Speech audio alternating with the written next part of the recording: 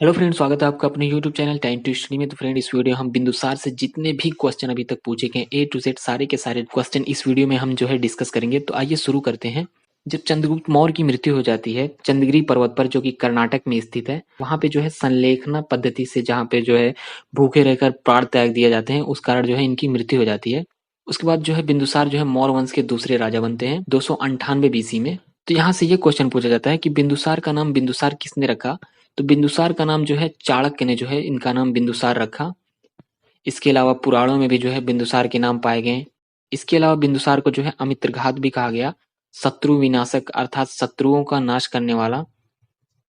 अब बात करें धर्म की, तो ये अजीवक संप्रदाय को मानता था, जिसकी शुरुआत मक्खली गोसाल ने की थी। चूंकि ये गौशाला में पैदा हुए थे, जिसके कारण इन्हें गोसाल कहा गया। अब बात करें इसकी माँ से, तो बिंदुसार की माँ का नाम दुर्धरा था। इसके अलावा इसे पिता का पुत्र और पुत्र का पिता भी कहा गया, क्योंकि ये महान सम्राट अशोक के पिता थे और चंद्रगुप्त मौर्य के पुत्र थे, जिसके कारण इन्हें पिता का पुत्र और पुत्र का पिता भी कहा गया। अब बात करें महामंत्री की, तो चाणक्य बिंदुसार के समय में भी महामंत्री के पद पर थे। अब बात करें इसके जन्म की, तो ये पाटलिपुत्र में 340 बीसी में पैदा हुए थे।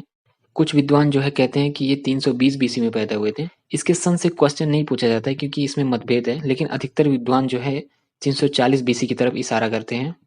इसके अलावा इसे कई नामों की उपाधि भी दी गई। तो जैन धर्म में बिंदुसार को सिंहसेन नाम की उपाधि दी गई, और वायु पुराण में बिंदुसार को भद्रसार की उपाधि दी गई। इसके अलावा बिंदुसार को अजात शत्रु के नाम से भी संबोधित किया गया। इसके अलावा सबसे महत्वपूर्ण ये है कि बिंदुसार की माँ का नाम दुर्धरा किसमें पाया गया। तो परिशिष्ट पर्वन में बिंदुसार की माँ का नाम दुर्धरा पाया गया। ये कई बार क्वेश्चन पूछा गया है। इसके अलावा बिंदुसार का नाम पुराणों में भी मिले हैं। अब बात करते हैं अशोक के पारिवारिक जीवन से, यहाँ से भी क्वेश्चन पूछे गए हैं। तो बिंदुसार की टोटल 16 पत्नियां थी, जिसमें से सुभद्रांगी, चारुमित्रा और 14 अन्य थी, जिसका नाम वर्णित नहीं है। और बात करें सबसे प्रिय पत्नी की, तो सुभद्रांगी इनकी सबसे प्रिय पत्नी थी, जिनके 2 बेटे के प्रमाण मिला है, एक अशोक, दूसरा तिस। यहाँ से ये क्वेश्चन पूछा जाता है कि अशोक का सगा भाई कौन था। तो वो था तिस। ये भी कई बार ऑब्जेक्टिव के रूप में पूछ लिया गया है कि अशोक का सगा भाई कौन था। तो वो था तिस। इसके अलावा तिस बिंदुसार का सबसे छोटा बेटा भी था, और बिंदुसार का सबसे बड़ा बेटा और चहेता बेटा सुसीम था, जिसकी माँ का नाम चारुमित्रा था। ये बिंदुसार का सबसे बड़ा बेटा था। बिंदुसार चाहता था कि मेरे बाद उत्तराधिकारी सुसीम ही बने, मतलब राजा सुसीम ही बने। लेकिन सुसीम उतना योग्य नहीं था, जिसके कारण राजा अशोक को बनाया गया। योग्य क्यों नहीं था?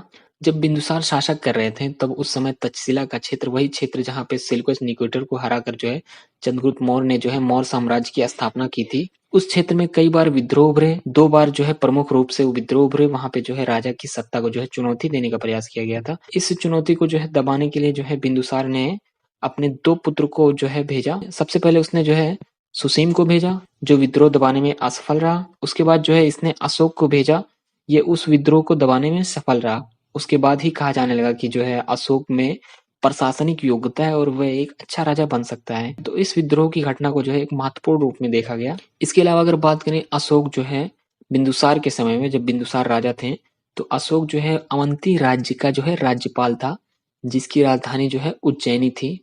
ये भी कई बार क्वेश्चन पूछा गया है कि बिंदुसार के समय अशोक किस राज्य का राज्यपाल था।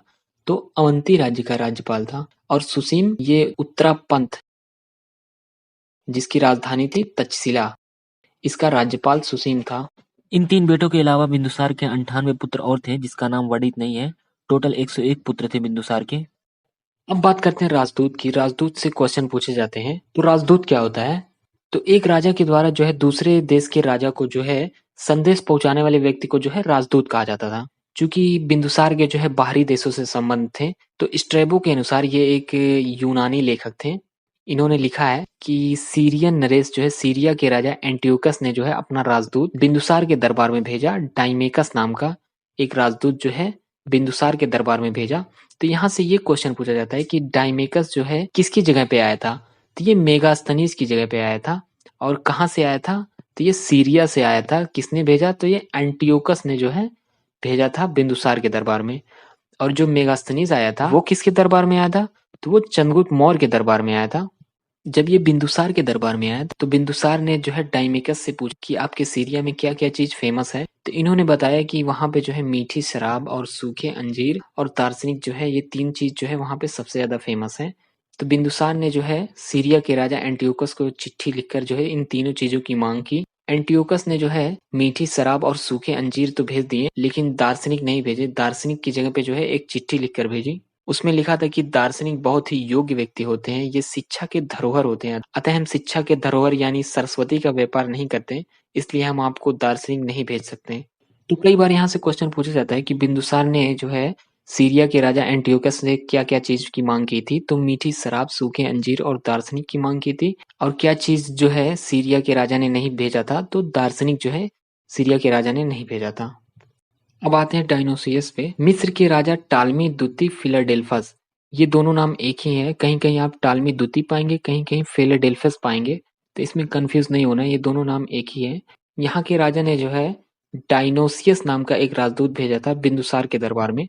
इसमें थोड़ा कंफ्यूजन है, कई विद्वान कहते हैं जो है कि ये अशोक के दरबार में आया था और कई कहते हैं ये बिंदुसार के दरबार में आया था। अब लूसेंट की बुक में देखेंगे तो इसमें लिखा है कि जो है ये डायनोसियस जो है अशोक के दरबार में आया था, लेकिन प्राचीन ग्रंथ में ये कहा गया कि ये बिंदुसार के दरबार में आया था। तो इसमें विद्वानों को जो है मतभेद है, इससे क्वेश्चन तो पूछा नहीं जाता। सबसे इंपॉर्टेंट जो है डाइमेकस है, इससे क्वेश्चन कई बार पूछे गए हैं, तो वो आपको याद रखना बहुत जरूरी है। बिंदुसार से जो है इतने ही क्वेश्चन पूछे जाते हैं, जो कि हमने सारे के सारे क्वेश्चन कवर कर लिए। अब मैं आपको यही रिकमेंड करूंगा, इसके बाद जो है सम्राट अशोक और चंद्रगुप्त मौर्य की भी हिस्ट्री देखें, ताकि आपका पूरा को पूरा मौर्य वंश क्लियर हो जाए। जितने भी क्वेश्चन जो है मौर्य वंश से बनते हैं, सारे आपके क्लियर हो जाएं। लिंक आपको डिस्क्रिप्शन में मिल जाएगा, आप वहां से भी जाके देख सकते हैं। अगर आपको वीडियो पसंद आया होगा तो लाइक करिएगा और अपने दोस्तों के साथ भी शेयर करिएगा, और इस चैनल को सपोर्ट करें, आपके सपोर्ट की ज़्यादा ज़रूरत है, तो सब्सक्राइब ज़रूर करिए। मिलते हैं अगले वीडियो में, तब तक के लिए धन्यवाद।